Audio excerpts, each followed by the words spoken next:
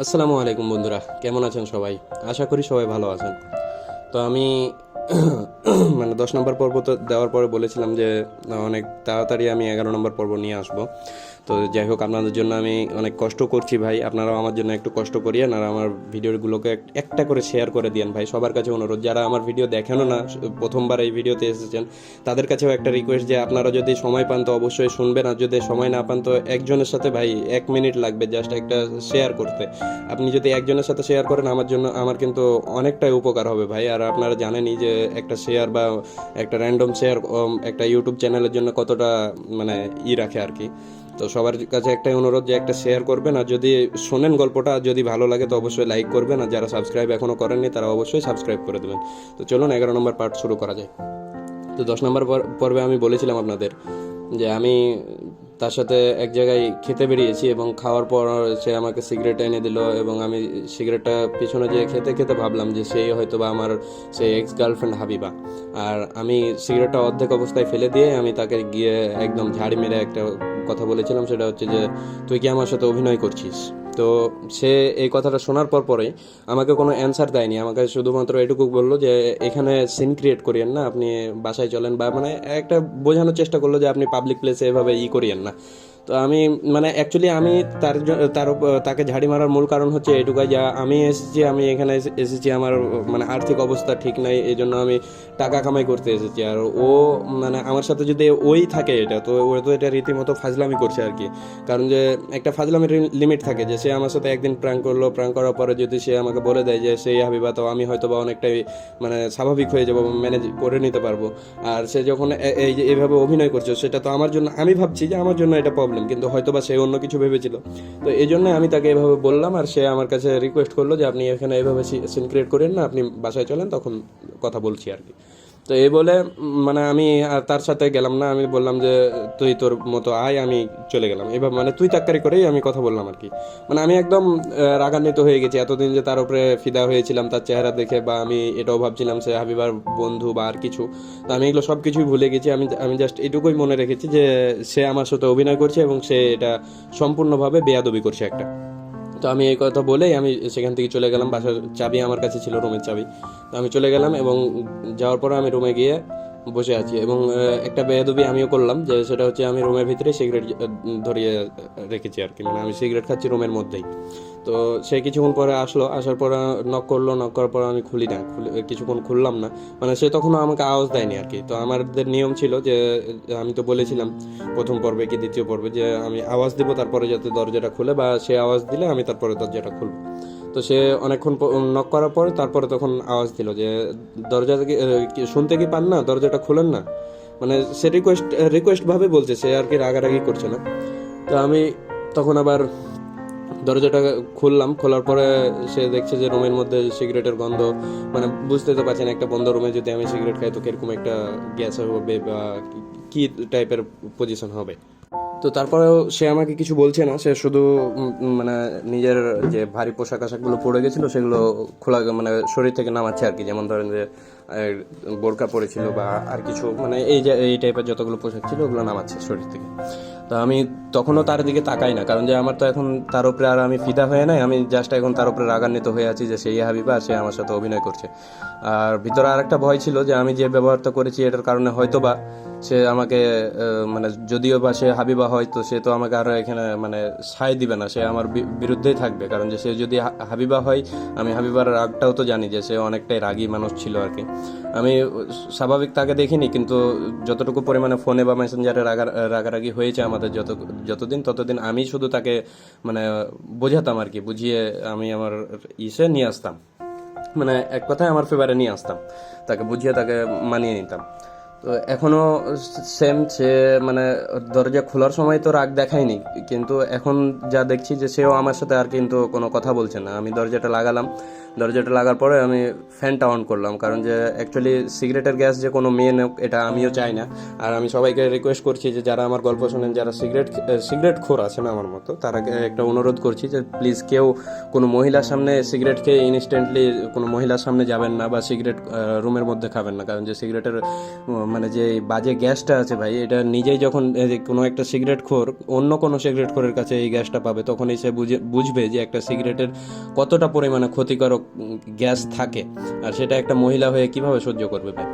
তো আমি অ্যাকচুয়ালি এটা মানে আপনাদেরকে বলছি, আর গল্পের মধ্যে যেটা বলছি এখানে কাল্পনিকও আছে। আমি বলেছিলাম যে কাল্পনিকও আছে কিছু, আর কিছু সত্য আছে। তো আমি এই জন্য আপনাদেরকে রিকোয়েস্ট করছি যে কোনো সিগারেটখোর ছেলে বাসাতে প্লিজ সিগারেট খাবেন না, এবং সিগারেট খেয়ে বাসায় ঢুকবেন না ইনস্ট্যান্টলি। কিছুক্ষণ পরে ঢুকবেন, আপনার গন্ধটা মোটামুটি কেটে যাওয়ার পরে তারপর আপনি বাসায় ঢুকবেন। তো যাই হোক, গল্পে ফিরে আসা যাক। আমি মানে ফ্যানটা চালিয়ে দিলাম, এবং তাকে হয়তো বা ঠান্ডা লাগছিল, কারণ যে আবহাওয়া তো যখন লকডাউন ছেড়েছিল আর কি, সবারই আশা করি মনে আছে যে তখন একটু আবহাওয়া শীতল আবহাওয়া ছিল। তো তাকে হয়তো বা ঠান্ডা লাগছে, এই জন্য সে আবার গিয়ে ফ্যানটা অফ করলো। অফ করে দেওয়ার পর আমি ভাবলাম যে না, এভাবে রুমটা রাখা যাবে না, তার হয়তো বা সমস্যা হতে পারে। তা আমি আমার ব্যাগ থেকে আবার আমার যেটা বডি স্প্রে ছিল সেই স্প্রেটা বের করে আমি একটু হাওয়ায় ছেড়ে দিলাম। তখন সে একটা কথা বললো যে মানে কি যেন একটা ডায়লগ আছে, আমি ভুলে গেলাম। তো মনে পড়লো আমার যে একটা বাঙালি ডায়লগ আছে যে তলে জ্বর কেটে ওপরে পানি ঢেলে লাভ কি। তো সে এই ডায়লগটাই দিল। তো মানে সে এখন যেভাবে বিহেভ করছে আমি কনফার্ম হয়ে গেলাম যে সেই হাবিবা। তো আমি আবার একটু মজা নিয়ে বললাম, মানে আমি তার সাথে একটু মজা করতে লাগলাম, কারণ যে বুঝতেই তো পারছেন যে আমি বললাম আপনাদেরকে যে সে যতবারই রাগ করে আমি তাকে তার রাগ ভাঙাই। তো আমি তার সাথে একটু মজা করতে লাগলাম যে সে হয়তো বা বুঝবে, বা সে যদি অরিজিনাল হাবিবা হয় সেহেতু তার রাগ পড়ে যাবে। তো আমি যখন অনেকক্ষণ ধরে তার সাথে মজা করছি আর কি, 3-4 মিনিট বা 5 মিনিট ধরে তার সাথে মজা করছি, সে শুধু চুপচাপ আছে, মানে তার হাসি মুখও নাই বা কোনো কিছুই নাই। মানে সে নিজেকে কন্ট্রোল করে নিয়েছে, বা সে এখনও আমাকে পরিচয় দিতে চাচ্ছে না যে সেই আর কি হাবিবা, আর কি আমার হাবিবা, এক্স গার্লফ্রেন্ড হাবিবা। তো যখন এত কিছু করার পরেও আমি তাকে হাসাতে পারলাম না, বা তাকে আমি পটাতে পারলাম না, তো আমি ভেবে নিলাম যে হয়তো বা সে আমার হাবিবা না, সে হয়তো বা সে যা বলছে যে সে মানে হাবিবার পার্শ্ববর্তী এলাকার বা তার বান্ধবীর বান্ধবী। সো আমি ভেবে নিলাম যে হয়তো বা এরকম, তাই আমি নিজের থেকেই তাকে সরি বললাম আর কি। এবং লাস্ট ফিনিশিং আমি সিরিয়াস হয়ে গেলাম এবং তাকে বললাম যে আচ্ছা সরি, আপনাকে অনেক কষ্ট দিয়েছি বা অনেক দুঃখ দিয়েছি। তো যাই হোক, যদি আপনার হাবিবার সাথে কোনোদিন দেখা হয় তো তাকে আমি যা করেছি আপনার সাথে বা যা বলেছি তা আপনি তাকেও বলে দিন। এবং আমি আজকে আমার মালিকের বাসায় শিফট হয়ে যাচ্ছি। তো আমি এই কথাগুলো মানে আমি অ্যাকচুয়ালি চলে যাওয়ার ভান ধরে নিলাম যে আমার তো আর এখানে থেকে কোনো লাভ নেই, কারণ যে আমি অ্যাকচুয়ালি আমার হাবিবাকে তো কোনোদিনই তার মধ্যে দেখিনি। আমি জাস্ট ভাবতাম যে আমার হাবিবাটা তার মতোই হবে বা সেও হতে পারে, আর রিয়েলিটিতে আমি মনে করেছিলাম যে হয়তো বা সেই আমার হাবিবা এই আজকের ব্যাপারটাতে আর কি। তো সে যখন কোনো সাড়া দিল না, তখন আমি ভাবলাম যে আমি যেহেতু এই হাবিবা না, সেহেতু তো আমি যা করেছি তার কোনো মাপ নাই। একটা অচেনা ছেলে হিসাবে আমি যেভাবে তার সাথে কথা বলেছি এটা একদম উচিত হয়নি, যার কারণে সে অনেকটাই মানে আমি তো দেখতে পারছি আর কি, আপনারাকে তো বলে বোঝাতে পারবো না, তবে আমি তো দেখতে পারছি যে সে কতটা রেগে আছে বা কতটা মন খারাপ করে আছে। তো আমি ভাবলাম যে না, আর থাকা ঠিক হবে না, তাই আমি তাকে একদম বিদায় জানাবার চেষ্টা করছি আর কি। মানে মুখে আমি তাকে বলছি, আমি জাস্ট আপনাদেরকে এখন বোঝাচ্ছি যে আমি কি করেছিলাম। তো আমি তাকে বলছি যে না, আমি যা করেছি আমাকে তার জন্য ক্ষমা করে দেবেন, আর যদি পারেন তো মন থেকে ক্ষমা করবেন আর কি।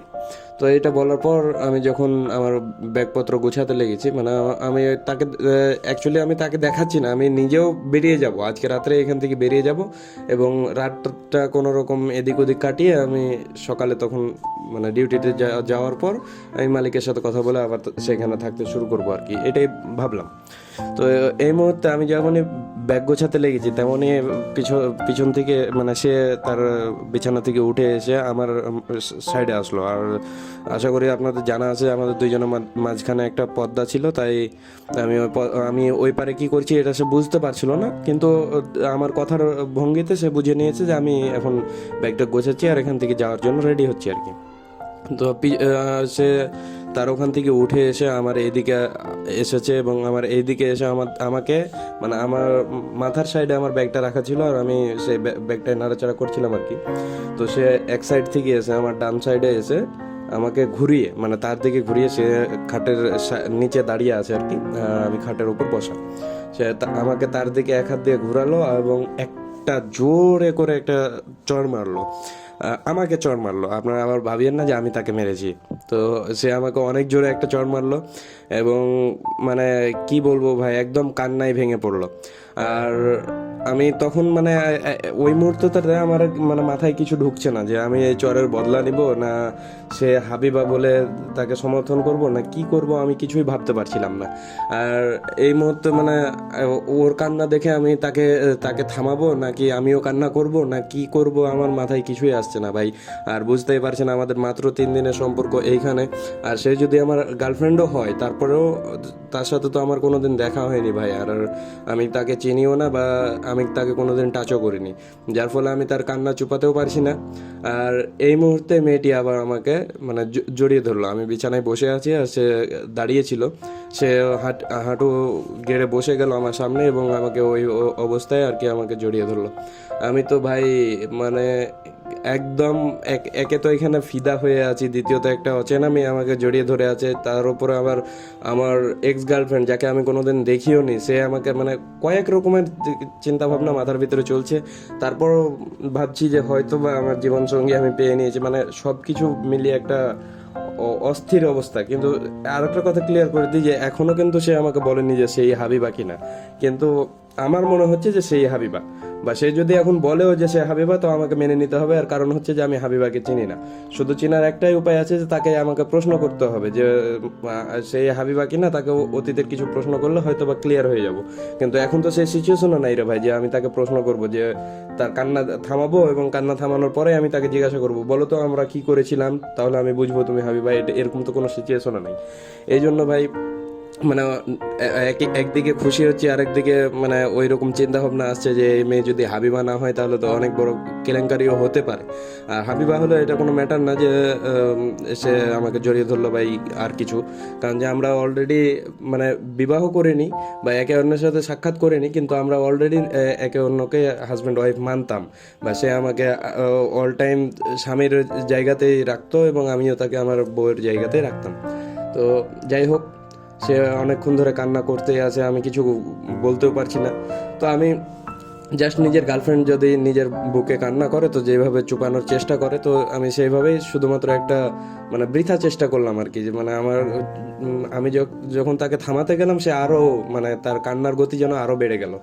তো এইরকম অবস্থায় মানে সে কিছু বলবে ভাব করছে, কিন্তু সে কিছু বলছেও না, আবার কান্না তার শেষ হয় না। তো এই জন্য ভাবলাম যে আজকের পর্বটা কান্না দিয়ে শেষ করি, এবং বাকিটা আপনারাকে মানে কান্নার পরে কী হয়েছিল এগুলো আমরা না হয় 12 পর্বেই জানবো, 12 নম্বর পর্বে। তো সবাইকে 2022 এর অগ্রিম শুভেচ্ছা এবং হ্যাপি নিউ ইয়ার এভরিওয়ান। আর সবার জন্য দোয়া রইল, সবারই নতুন বছর সুন্দরভাবে কাটুক। আর সবাই দোয়া করিয়েন যাতে আমাদের গল্পের ভিতরে যে এরকম মানে আজকের দিনটাতে, মানে আজকের বছরের শেষ দিনটাতে আমি আপনাদেরকে গল্পের মধ্যে যেমন মিলিত করিয়ে দিলাম, এরকম দোয়া করি যারা আমার যতগুলো আমার ভিউয়ার আছে, যারা আমার সাবস্ক্রাইবার আছে, এরকম ভাইয়েরা যারা এখন পর্যন্ত নিজের গার্লফ্রেন্ড বা নিজের বউয়ের সাথে এরকম ফ্রি হতে পারেননি, তাদের সবার জন্য দোয়া করি যাতে সবাই একসাথে মিলিত হতে পারেন, বিশেষ করে আজকের দিনটাতে, যেহেতু আজকে বছরের শেষ দিন। আর সবাইকে আরেকটা কথা বলি যে ভাই আজকে শেষ দিন, সবাই আশা করি যে কেউ কোনো খারাপ কাজ করবেন না, কোনো নেশা পানি করবেন না ভাই। যদি আপনার পরিচিত বা আপনার ভালোবাসার মানুষ একজন থাকে, আপনি তাকে সময় দিন, 5টা মিনিট হলেও তাকে সময় দিন। ওই 5টা মিনিটে আপনি যেই নেশায় আসক্ত হবেন, সেই নেশা আপনি মনে করেন 1000 টাকা দিয়ে কোনো নেশা দ্রব্য কিনা খেলেও আপনার হয়তো বা সেই নেশা পূরণ হবে না। তাই সবার কাছে রিকোয়েস্ট, কোনো নেশা পানি করিয়েন না ভাই। আজকের দিনটা এমনভাবে কাটান যাতে সারা বছর আপনি আনন্দিত থাকেন।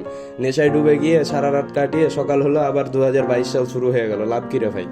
তাই এমন কিছু করেন যাতে সারা বছর আপনার সেই কথাটা মনে থাকে। হয়তো গার্লফ্রেন্ডকে কিছু গিফট দেন, বা যদি গার্লফ্রেন্ড না থাকে তাহলে মা বাবা আছে বা ভাই বোন আছে, তাদের সাথে মজা করেন ভাই। ওই নেশা পানি খেয়ে রাস্তায় মাতলামো করার কোনো দরকার নেই। তো সবাইকে ধন্যবাদ আমার গল্পের সাথে এত দূর অবধি থাকার জন্য। আজকে আমি 11 নম্বর পার্ট দিলাম, হয়তো বা আমাদের গল্প দেওয়া 12 দিন বা 11 দিন হয়ে গেছে। তো সবার কাছে দোয়া চাই আমিও আমার জন্য, যে আমার চ্যানেলটা যাতে একটু গ্রো হয়। তো সবাই ভালো থাকবেন, সুস্থ থাকবেন। ধন্যবাদ সবাইকে। খোদা হাফিজ। দেখা হবে 12 নম্বর পর্বে।